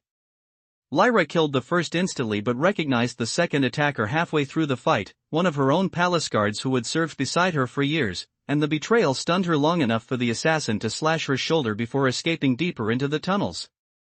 Bleeding heavily, Lyra pursued alone through narrow burial passages until the chase led her into forgotten catacombs beneath the crypt, where hundreds of ancient corpses hung suspended from chains above a massive underground lake glowing faintly black beneath the stone.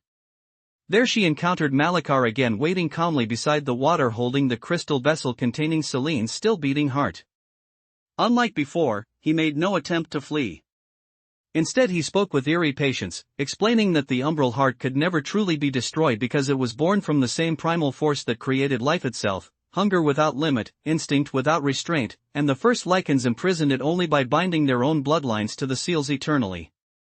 Malachar insisted the prison was already weakening long before Lyra's birth and claimed the Wolf Realm's endless wars, betrayals, and cruelty merely proved the world no longer deserves saving through the old laws.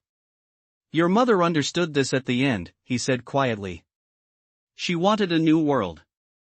She just feared the cost. Lyra attacked him in fury, but Malachar revealed astonishing power during their battle, manipulating shadows themselves into physical forms while infected creatures rose from the black lake beneath them. Their fight tore through the catacombs with savage intensity until Malachar finally overpowered her by driving corrupted silver into her wounded shoulder, weakening her Lycan abilities while forcing her to watch as Celine's heart pulsed faster inside the crystal vessel in response to Lyra's blood. Then he offered her a terrible choice. Join him willingly during the convergence and reshape the world together, ending the old clan systems permanently through the umbral heart's power, or refuse and watch the prison shatter uncontrollably, consuming everyone indiscriminately. Before Lyra could answer, palace guards flooded the tunnels, forcing Malachar to retreat once more into darkness, but not before leaving her with one final chilling statement. You think this is a war between monsters and heroes? It never was. It is a question of what kind of ruler survives when mercy stops working. Lyra emerged from the catacombs shaken in ways battle had never shaken her, because part of Malachar's words disturbed her precisely because they touched truths she secretly feared herself. Despite all her reforms, the kingdom remained fractured. Violence still ruled much of the realm. The old nobility plotted constantly while weaker territories suffered under endless conflict. What if peace truly required destroying the systems that created such suffering in the first place? The thought terrified her, not because it sounded evil but because exhaustion made it sound tempting. Meanwhile, the lunar convergence approached rapidly and strange phenomena spread across the land as wolves transformed uncontrollably beneath partial moons, rivers turned black overnight, and entire forests died within hours near the northern mountains. Refugees poured towards Silvermoon carrying stories of colossal shapes moving beneath the earth while nightmares plagued nearly everyone in the kingdom, dreams of endless jaws opening beneath crimson skies. On the eve of departure for the Bloodfang Mountains, Lyra addressed her assembled armies from the palace steps before tens of thousands of warriors and civilians gathered beneath storm-darkened skies. Instead of promising victory, she spoke honestly about fear, about uncertainty, about the possibility many of them would not survive what awaited beyond the mountains, yet she also reminded them how the realm had already changed despite centuries insisting change was impossible. She spoke of former enemies now standing together in the same ranks, of children born free from bloodline chains, of ordinary people who refused to surrender even after generations of cruelty, and by the end silence filled the city not from despair but resolve. As the armies marched north the next morning, thunder shook the mountains continuously while unnatural eclipses flickered across the sky in brief terrifying flashes, and deep beneath the Bloodfang peaks Malachar prepared the final ritual inside a colossal cavern surrounding the prison of the Umbral Heart itself, where ancient Lycan skeletons remained fused into enormous stone seals around a swirling abyss darker than night. There, suspended above the abyss by chains of black crystal, hung Queen Selene's preserved heart beating steadily like a second moon in the darkness while corrupted wolves gathered below chanting in forgotten languages. Yet hidden among them moved another figure cloaked and wounded, Rowan, alive but scarred from surviving the collapsed tunnels, who had infiltrated the Nightborn stronghold alone after weeks trapped underground. And as he watched the ritual preparations from the shadows, he realized with growing horror that Malachar did not intend merely to awaken the Umbral Heart. He intended to merge it with Lyra herself. The march through the Bloodfang Mountains became less like military movement and more like descending into a dying world because the land itself had begun changing under the influence of the weakening prison. Trees twisted into pale spirals that bled black sap when touched, frozen rivers flowed uphill against gravity, and animal carcasses appeared fused into the rocks as though the mountain had swallowed living things halfway through their escape, while even veteran warriors who had survived countless battles moved uneasily through the ash-covered passes with silver charms clenched tightly in their fists. Lyra rode at the front of the army in silence for most of the journey, her wounded shoulder still burning from Malachar's corrupted blade despite Myra's treatments, and every night the infection whispered through her dreams with increasing intensity, showing visions of endless armies kneeling before her while entire kingdoms dissolved into silver fire beneath her command. Sometimes she awoke trembling with the terrifying realization that part of her wanted the power offered in those visions because after years of carrying the burden of fragile peace she had grown exhausted by compromise, betrayal, and endless resistance from people who claimed to want change yet feared every sacrifice required to achieve it. Rowan's absence weighed on her constantly as well, not only because she mourned him but because she missed the blunt clarity he brought into moments when her thoughts became tangled between duty and emotion.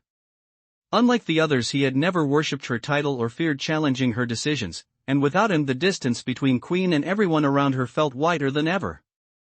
On the third night of the march the army reached the Valley of Graves, a vast canyon filled with colossal wolf skeletons from forgotten wars, and there the first major assault came as infected creatures erupted from beneath the snow in overwhelming numbers led by corrupted wolves wearing fragments of Silvermoon armor from soldiers who had vanished weeks earlier. The battle exploded violently beneath flickering moonlight while horns echoed across the canyon and arrows burned through darkness like falling stars. Lyra transformed immediately, silver fire tearing across her body as she hurled herself into the center of the swarm with devastating force, ripping through enemies faster than human eyes could follow, yet the infected showed no fear whatsoever and continued advancing even while burning alive. Tarek fought beside her despite his worsening corruption, often losing control mid-battle and attacking with frightening savagery before forcing himself back through sheer willpower, while Mira moved constantly through the chaos treating wounded soldiers and organizing defensive lines as entire sections of the canyon collapsed under the sheer violence of the fighting. During the battle Lyra noticed something horrifying. Every infected creature they killed released black smoke that drifted upward toward the mountains as though feeding something waiting deeper underground. Realizing the assault was intentionally delaying them while strengthening the Umbral Heart, she ordered the army to stop engaging directly and instead break through the enemy lines at full speed despite the casualties it would cause, a decision many commanders protested furiously because abandoning wounded soldiers violated everything Silvermoon warriors believed about loyalty, but Lyra forced herself to prioritize the larger threat even while hearing the screams of those left behind echoing across the valley. The choice haunted her immediately afterward because she saw the fear and confusion in the eyes of survivors who had trusted her completely, and though strategically necessary, the order felt dangerously close to the ruthless calculations former rulers once used to justify atrocities. By the time the army finally reached the outer ruins surrounding the Nightborn stronghold, fewer than half their original forces remained combat-ready. Ancient black towers rose from the mountainside like broken teeth surrounding a massive crater where lightning continuously struck without sound, and deep within that crater enormous stone doors stood open, revealing descending stairways leading toward the prison below. Waiting outside the entrance stood Malachar himself, surrounded by hundreds of Nightborn followers kneeling silently in the snow. He wore ceremonial armor crafted from silver bones and black crystal, while Celine's heart floated behind him inside its shattered vessel, pulsing brighter than before. Yet instead of ordering an immediate attack, he raised one hand calmly and called for Lyra to approach alone. Against the protests of her commander, she did, walking across the battlefield while freezing wind whipped through ash-filled air and thousands of warriors watched in tense silence. Up close, Malachar appeared far older than before, his skin cracked with dark veins spreading beneath it like dying roots. "You feel it already," he said softly. "The mountain is inside you now." Lyra ignored the remark and demanded to know where Rowan was. Malachar smiled faintly before gesturing toward the open gates. "Closer to the truth than either of us." Then his expression hardened. "I gave your mother the same choice I now give you. Bind yourself willingly to the umbral heart and shape what comes next, or fight me and unleash a catastrophe neither side can control." Lyra asked him what kind of world he truly wanted, and for the first time genuine emotion crossed his face, exhaustion buried beneath fanaticism. He spoke not like a conqueror but a man broken by centuries of watching kingdoms repeat the same cycles of violence endlessly. He described villages erased by clan wars, children sacrificed for blood purity, entire peoples enslaved beneath rulers claiming divine right through birthlines, and he insisted the umbral heart could erase those divisions permanently by transforming all living creatures into connected extensions of a single consciousness without greed, hierarchy, or fear. No kings. No weak. No hunger. No betrayal, he whispered while snow swirled around them. Only unity.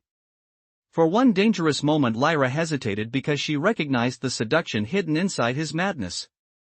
Peace without suffering. Order without conflict. Relief from the crushing loneliness of leadership. But then she remembered the empty eyes of the infected, the civilians slaughtered during the Nightborn attacks, the loss of choice hidden beneath Malachar's vision, and she answered quietly, "A world without pain isn't alive. It's just obedient." The battle began instantly afterward as Malachar unleashed waves of corrupted wolves from the mountain tunnels while Lyra's armies charged across the ruins under crashing thunder. The fighting became catastrophic almost immediately because the environment itself turned hostile, stone bridges collapsing into bottomless chasms while black tendrils erupted from the ground, dragging warriors screaming underground.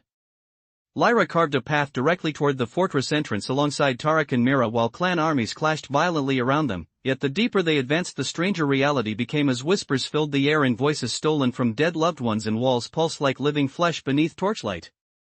Eventually the three reached the central descent leading into the prison itself, only to find Rowan waiting there, wounded but alive, his face scarred from burns and his armor shattered. Relief hit Lyra so suddenly it almost weakened her knees, but Rowan grabbed her shoulders immediately and warned that Malachar had lied about controlling the umbral heart because the entity below had already awakened far beyond anyone's ability to contain. He described witnessing entire Nightborn groups consumed by living darkness during the ritual preparations and confessed that Celine herself had once attempted to destroy the prison completely years ago after realizing the seals were failing permanently, but Malachar stopped her because he believed he could still control what emerged. Before they could plan further, the mountain shook violently as an enormous roar echoed from deep below, not the sound of any animal but something vast and ancient forcing itself awake after centuries imprisoned. The ground split apart across the chamber and countless black tendrils exploded upward, impaling Nightborn and Silvermoon warriors alike while reality itself distorted around the expanding darkness. Malachar appeared above the abyss screaming ritual chants as Celine's heart burst into silver flames overhead, and suddenly Lyra felt an unbearable pull inside her blood dragging her toward the prison below. Every Lycan instinct within her recognized the truth instantly. She was the final seal. Not metaphorically. Literally. Her existence had been designed to contain the umbral heart through permanent fusion. Selene had known. Kale had suspected. And now the choice could no longer be avoided. If the seal broke completely, the darkness would spread across the world endlessly. But resealing it required Lyra to sacrifice herself by merging with the prison forever. Malachar demanded she embrace the power instead, insisting together they could reshape existence into something beyond suffering, while Mira screamed for Lyra to escape before the transformation consumed her completely.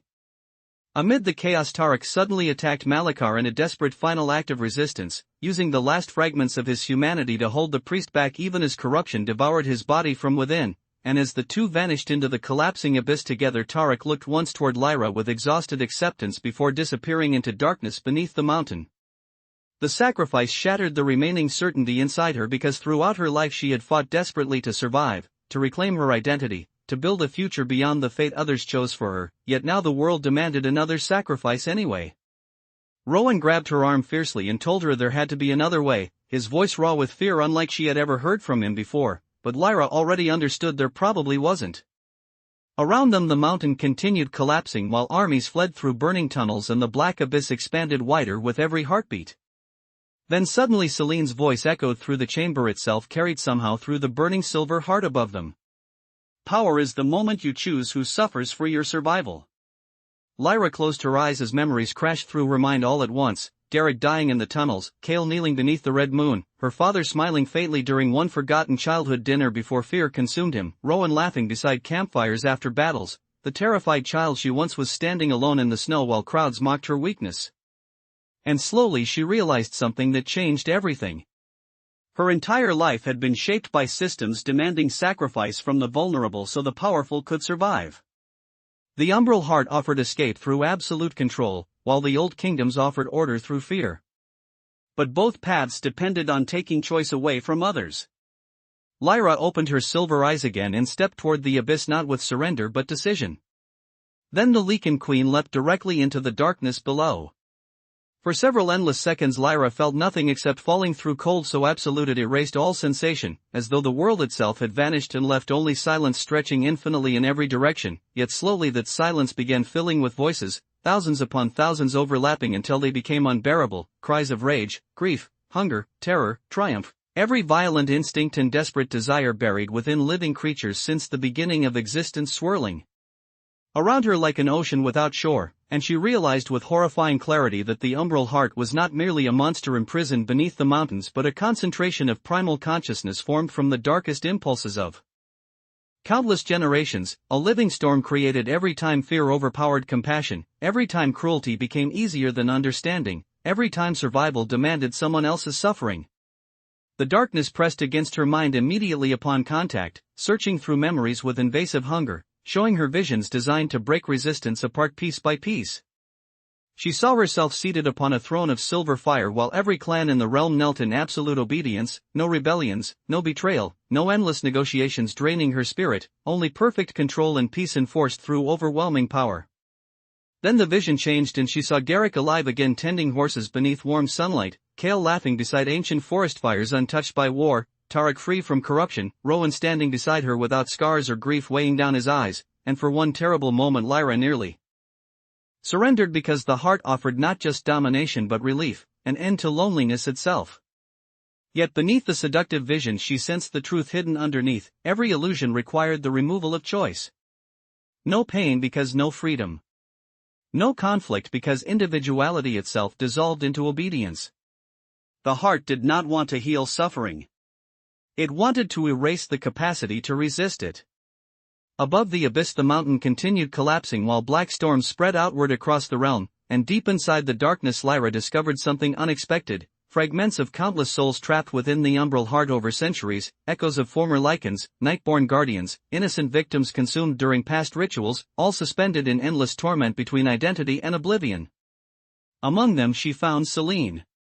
Not alive, not truly dead, but preserved as a fading consciousness bound to the prison through the sacrifice she attempted years earlier. Mother and daughter faced one another within a shifting void made from silver memories and living shadow. Selene looked younger than Lyra remembered, no crown, no royal armor, only tired eyes filled with sorrow. I tried to destroy it, Celine admitted immediately, her voice trembling. I thought if the prison shattered all at once, maybe the world could finally end the cycle instead of feeding it forever. Lyra demanded why she never told the truth, why she allowed her daughter to grow up hated and alone while carrying this burden secretly, and Celine's composure finally cracked as tears filled her eyes. Because I was afraid, she whispered. Not of the heart. Of what it would make you become.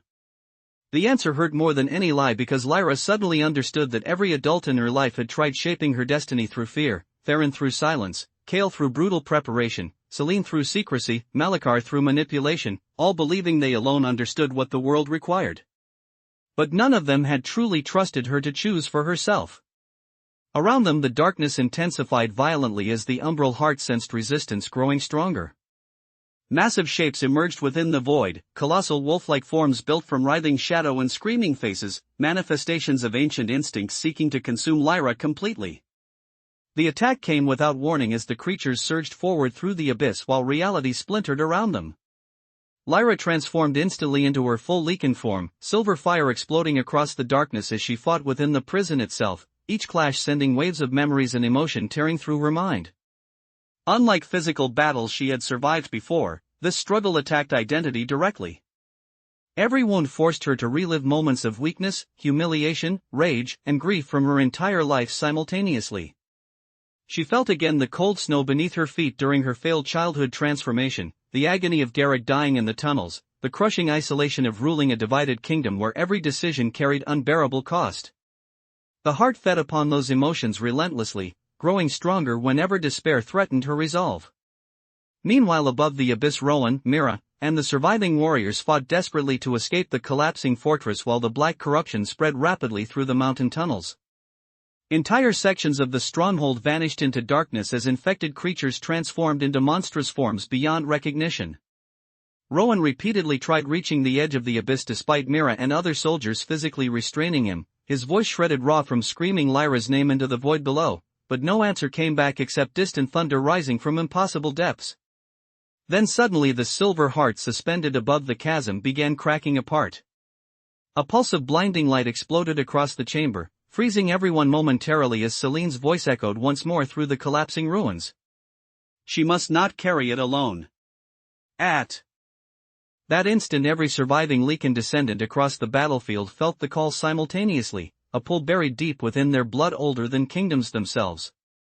Warriors from rival clans who had hated one another for generations suddenly saw flashes of shared memory flooding through them, ancient sacrifices, forgotten histories, the first Lycans binding themselves together willingly to contain the darkness rather than dominate each other through it.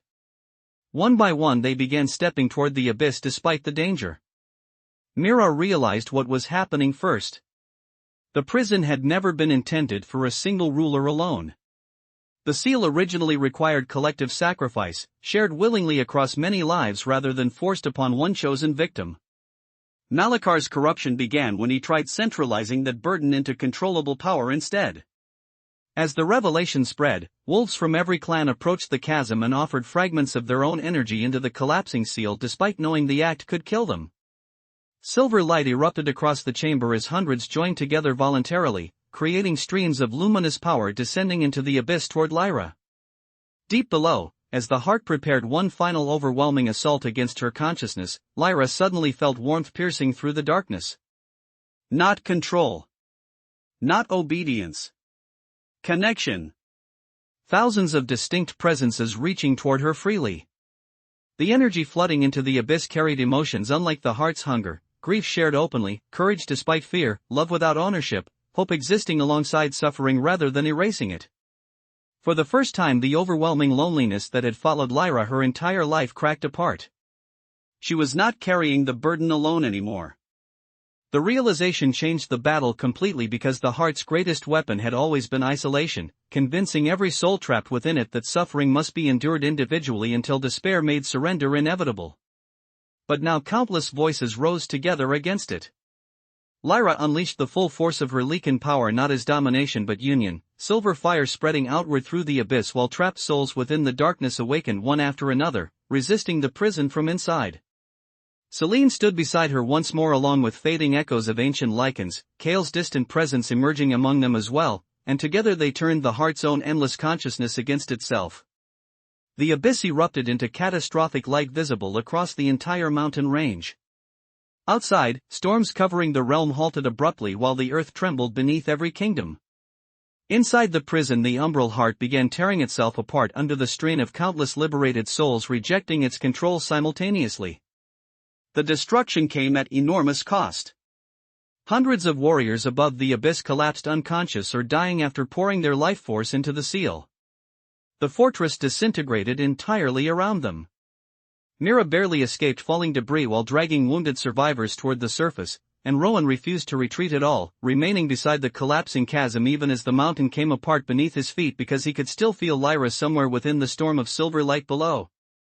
Then, just as the abyss imploded inward, a figure emerged from the collapsing darkness. Lyra rose slowly through the storm, suspended above the ruins in her transformed form, but changed profoundly. Her silver markings now moved constantly across her skin like flowing moonlight, while her eyes contained depths that frightened even seasoned warriors. For several terrifying seconds nobody moved because the sheer pressure radiating from her power felt almost godlike.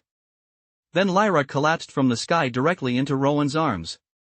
Silence spread across the ruined mountain as survivors stared in disbelief. The black corruption infecting the land had already begun retreating. The storms were fading. The umbral heart was contained once more. But victory carried consequences immediately visible upon Lyra herself. Her heartbeat had become impossibly slow. Her body no longer felt entirely mortal. And when she finally opened her eyes weakly beside the ruins of the shattered fortress, the first thing she whispered was not relief but warning. "It's sleeping," she said hoarsely while staring toward the distant horizon. "Not dead." No one answered because exhaustion crushed everyone too deeply for celebration, and as dawn slowly rose across the devastated mountains, Lyra looked upon the survivors gathered around her, wolves from every clan standing together among ashes and broken stone, and understood the hardest part of her story had not ended with saving the realm. It had only begun, because now she had to build a future where people chose unity willingly before fear gave birth to another darkness beneath the world again. The journey back from the Bloodfang Mountains felt less like a victorious return and more like survivors stumbling out of the ruins of an age because the war had scarred the realm beyond any previous conflict in living memory. Entire valleys remained blackened where the corruption spread, villages stood abandoned after night-born attacks, and funeral pyres burned constantly along the roads as clans mourned warriors who had marched north believing they were fighting a battle for territory only to discover they were standing at the edge of the world itself. Yet despite the grief, something fundamental had shifted among the people. Wolves who once would have slaughtered one another over bloodline disputes now shared food and medicine beside the same campfires during the march home. Human refugees traveled openly beneath Silvermoon protection without chains or fear. Old clan banners still existed, but for the first time they flew beside one another rather than against each other. And although distrust remained deeply rooted, many had seen enough horror beneath the mountains to understand how fragile survival truly was. Lyra herself became both symbol and source of unease throughout the realm after the battle because stories about what happened inside the abyss spread rapidly, growing more exaggerated with every retelling. Some claimed she had died and returned carrying divine power from the moon goddess herself. Others whispered she was no longer fully alive, merely wearing the shape of a queen while something ancient watched through her silver eyes. The truth frightened even Lyra because after merging temporarily with the prison she no longer experienced the world normally. She could hear distant heartbeats constantly if she focused, sense violent emotions spreading through crowds like heat beneath skin, and during sleep fragments of other people's memories occasionally surfaced inside her mind without warning. Worse still, the umbral heart remained connected to her faintly despite the restored seal, like a sleeping beast breathing somewhere beneath her consciousness. Some nights she awoke gasping after dreams of endless black oceans and cities swallowed by silver fire while unfamiliar voices whispered promises from beneath the earth. Mira monitored her condition constantly during the return journey, hiding concern behind practical routines while secretly recording every symptom in journals late at night, though Lyra noticed the fear lingering behind her friend's eyes whenever the strange silver markings across Lyra's skin moved on their own beneath moonlight. Rowan alone treated her mostly the same as before, which somehow made his presence more comforting than any reassurance. One evening while the army rested beside the Frostmere cliffs he found Lyra standing alone near the edge overlooking crashing waves hundreds of feet below. The wind tore through her white hair while she stared silently toward the dark horizon. Rowan approached carefully before handing her a metal flask without speaking. She accepted it automatically, taking a slow drink before grimacing at the terrible taste. "This is awful." Rowan shrugged. "That means it's working." For the first time in weeks she laughed quietly, brief but genuine, and the sound seemed to surprise both of them. Silence settled afterward, not uncomfortable but heavy with everything left unsaid since the mountain. Finally Rowan asked the question everyone else avoided. "What did it feel like?" Lyra took a long time answering. "Lonely," she admitted at last. "Not the prison. The thing inside it." "Imagine hunger so old you forget why you started eating." Rowan studied her carefully in the moonlight. "And now?" She hesitated. "Now I'm afraid one day I'll understand it too well." Instead of offering empty comfort, Rowan simply stepped beside her at the cliff edge. "Then I'll remind you when you start sounding insane." The bluntness pulled another faint smile from her, but before she could respond a sharp wave of pain suddenly hit her chest hard. Enough to nearly drop her to her knees. Silver light flashed briefly beneath her skin while distant screams echoed through her mind, not physically present but carried somehow through the lingering connection to the prison. Lyra saw fragmented images instantly, dark figures moving through underground tunnels, blood covering stone altars, children crying somewhere far away. The vision vanished within seconds, leaving her shaken and breathless. Rowan caught her before she collapsed completely, his expression shifting from concern to alarm as he noticed black veins briefly appearing along her throat before fading again. Lyra recovered quickly enough to hide the worst of it from the others afterward, but internally fear began hardening into certainty. The prison was weakening already. When the survivors finally returned to Silvermoon, they found the capital transformed by both tragedy and hope. Crowds filled the streets not with celebration but solemn relief as wounded soldiers reunited with families while priests read endless lists of the dead beneath silver banners draped in black cloth. Yet alongside mourning came visible change throughout the city. Temporary shelters built for refugees had evolved into permanent districts where humans and wolves lived together openly. Former noble estates seized after the war now housed orphan children regardless of clan blood. Public gatherings once dominated by royal decrees had become heated assemblies where common citizens argued openly about laws and rebuilding efforts. The kingdom felt messy, loud, unfinished, but undeniably alive in ways the old Silvermoon never had. Lyra resumed ruling almost immediately despite exhaustion because the realm threatened to fracture again under the pressure of reconstruction. Food shortages triggered unrest in outer territories. Surviving noble families demanded restoration of lost privileges. Some clans blamed Lyra for the catastrophic casualties at Bloodfang and insisted the ancient traditions should return stronger than before. Meanwhile, rumors spread about Nightborn survivors regrouping beyond the eastern wastelands. Endless decisions consumed every hour of every day, and increasingly Lyra found herself slipping into dangerous patterns of thinking.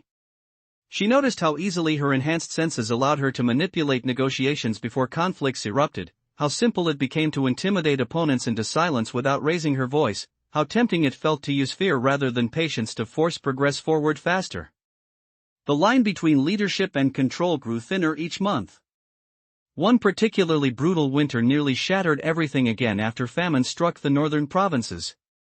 Supply caravans disappeared during blizzards while starving civilians rioted across several cities, and when desperate local governors began executing thieves publicly to maintain order, Lyra traveled north personally hoping her presence could calm the situation before civil war erupted. Instead, she arrived to find a crowd preparing to burn an accused grain smuggler alive in the central square of Frost Hollow. The prisoner turned out to be barely more than a teenager who had stolen food for younger siblings after their parents died during the war. The local governor insisted harsh punishment was necessary to prevent wider chaos, while the starving crowd screamed conflicting demands between mercy and revenge. Exhaustion, grief, and months of pressure pushed Lyra dangerously close to snapping because she could sense every emotion around her simultaneously: fear, hunger, rage, despair, all crashing through her heightened awareness until the noise became unbearable. For one terrible instant she considered forcing silence through raw power alone. She imagined how easy it would be to bend the crowd into obedience, to erase disorder completely through fear. Silver light flickered unconsciously in her eyes as the air around the square began trembling. Then she noticed the terrified boy staring at her, not with hope but the same fear people once directed toward Darius. The realization struck like cold water. Lyra stepped forward slowly, extinguished the execution flames herself, and instead ordered the royal granaries open entirely despite protests from her advisors that supplies would not last the winter.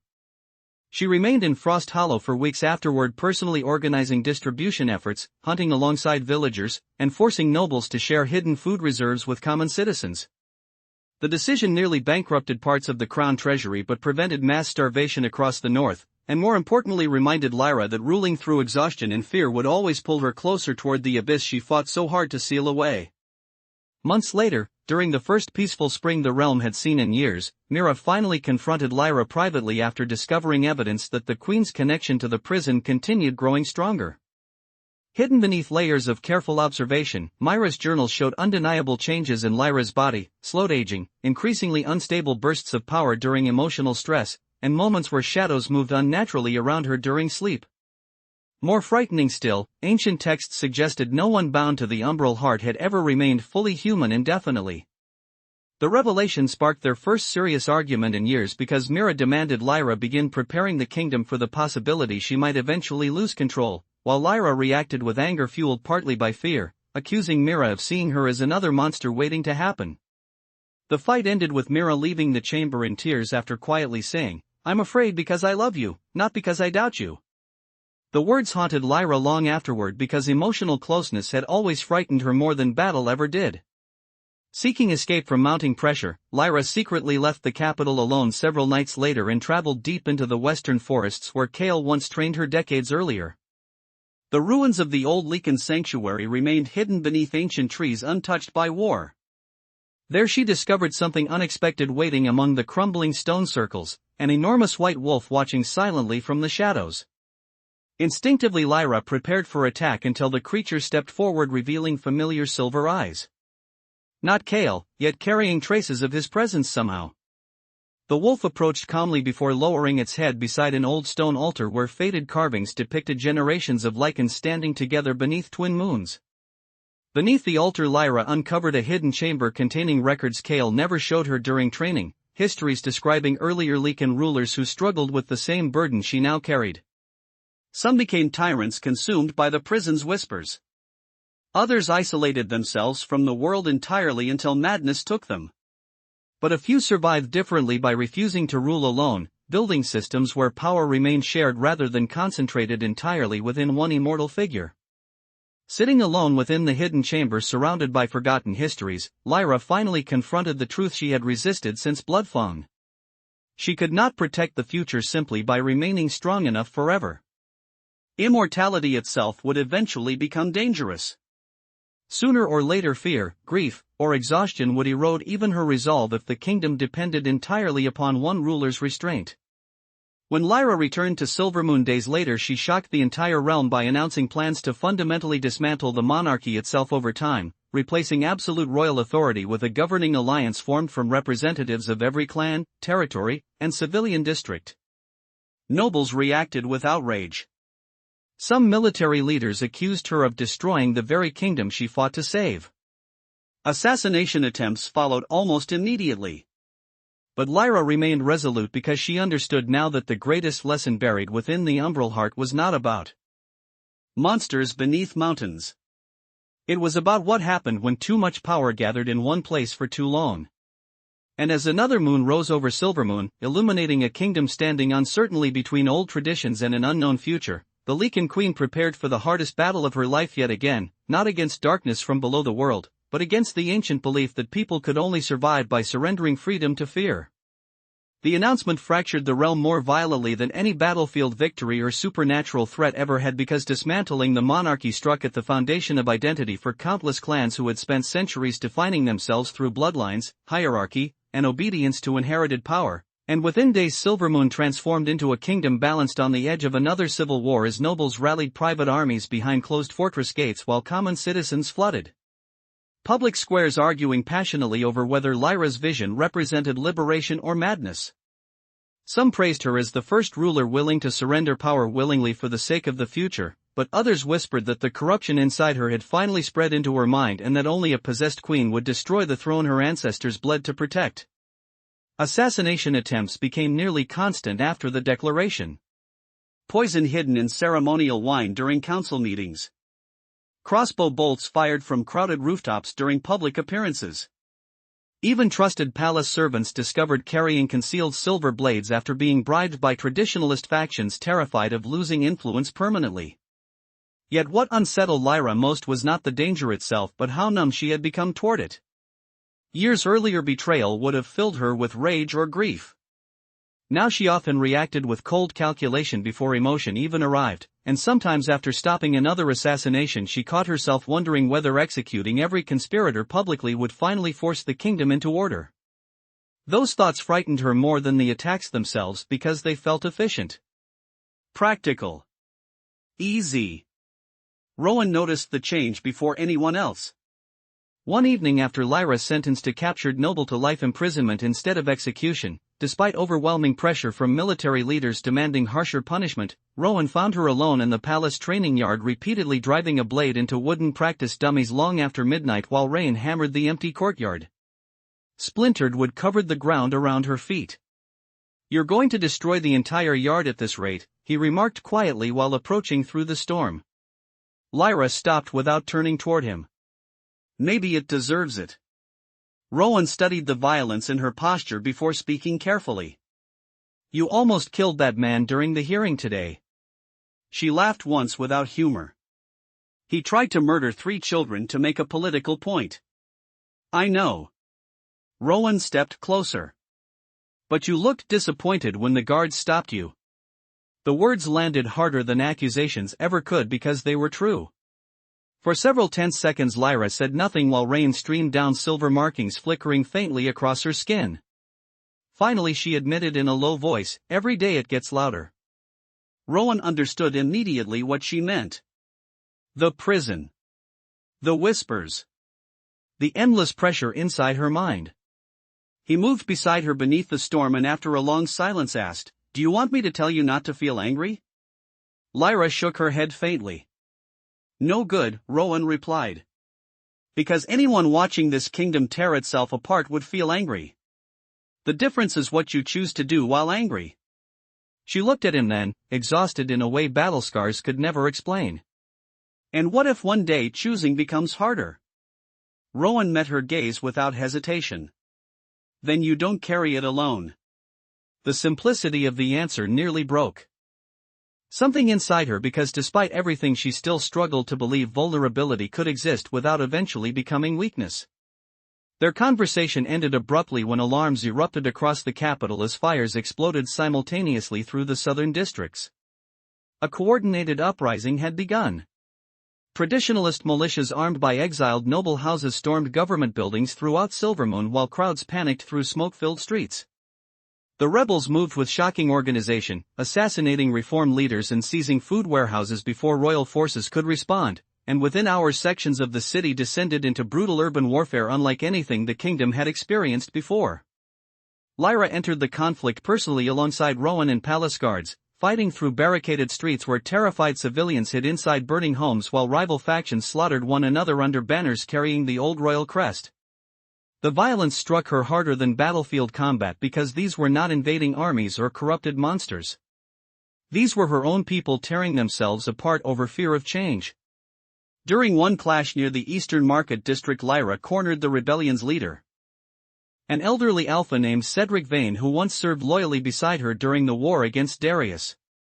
Bloodied but unafraid, Cedric accused her openly of destroying Silvermoon's soul in pursuit of impossible ideals. "You think freedom will save us," he spat while soldiers fought around them. "People crave certainty, not freedom. Give them fear and they'll beg for chains if it means someone promises safety." The argument ignited something dangerous inside Lyra because part of her recognized the truth hidden beneath his bitterness. Fear did drive people toward control. Fear had shaped nearly every tyrant in history. Even now the chaos around them tempted her toward absolute solutions. Cedric saw hesitation flicker across her face and smiled grimly.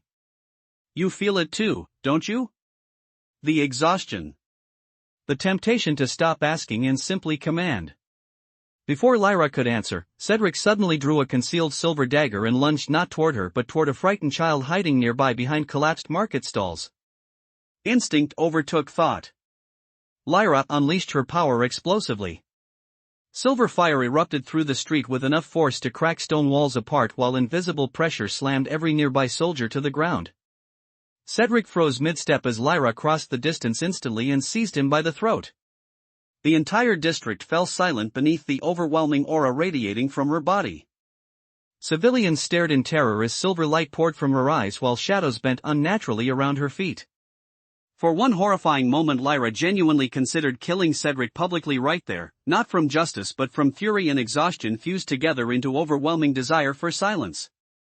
Then she saw the child staring at her with exactly the same fear Darius once inspired in others. The realization hit like a blade through her chest. Lyra released Cedric immediately and staggered backward while the silver fire around her faded shakily. Without another word she turned away from the battlefield entirely, leaving stunned soldiers behind as Rowan quickly moved to contain the uprising through conventional force. The rebellion ended by dawn with hundreds dead across the capital, but victory felt hollow. News of Lyra's loss of control spread rapidly despite attempts to suppress details, and public trust fractured further afterward. Some now viewed her as proof strong leadership was necessary during dangerous times. Others feared she had become too powerful to remain accountable to anyone at all. Meanwhile, Myra's research uncovered increasingly disturbing information hidden within old Lycan records. The connection between Lyra and the prison was evolving unpredictably because unlike previous guardians who merely contained the umbral heart temporarily, Lyra's sacrifice at Bloodfang had partially integrated the prison into her own existence. Over time the barrier between her consciousness and the darkness below would continue weakening unless stabilized somehow. The process might take decades or centuries, but eventually the risk of catastrophic corruption would become unavoidable. When Mira revealed the findings privately, Lyra absorbed the news with unsettling calm. "So eventually I become another prison," she said quietly. Mira hesitated before nodding. "Unless we find another way." But Lyra already understood the deeper implication. No matter how noble her intentions remained now, immortality combined with growing supernatural power guaranteed future generations would eventually fear her. Perhaps they should. The thought lingered heavily during the following months as political tensions worsened throughout the realm. Several outer provinces threatened secession rather than accept the new governing reforms. Merchant alliances exploited instability for profit while bandit groups expanded across weakened borders. Everywhere Lyra looked she saw people demanding simple answers to impossible problems, and increasingly she understood why rulers throughout history embraced authoritarian control. Despite its horrors, certainty felt comforting when the alternative was endless fragile compromise. Yet she also remembered the silence inside the umbral heart, the emptiness hidden beneath perfect obedience. One winter evening Lyra secretly traveled alone through the capital disguised beneath a plaincloak, wandering crowded districts without guards for the first time in years. She passed crowded taverns where workers argued politics openly, markets rebuilt after the rebellion, children chasing one another through snowy alleys unaware of how close the kingdom still stood to collapse. Near the lower harbor she encountered an old woman distributing soup beside a refugee shelter, and when Lyra offered to help carry supplies the woman accepted without recognizing her identity. Together they worked quietly for hours feeding displaced families while snow drifted softly across lantern-lit streets. At one point the old woman remarked casually, "People keep waiting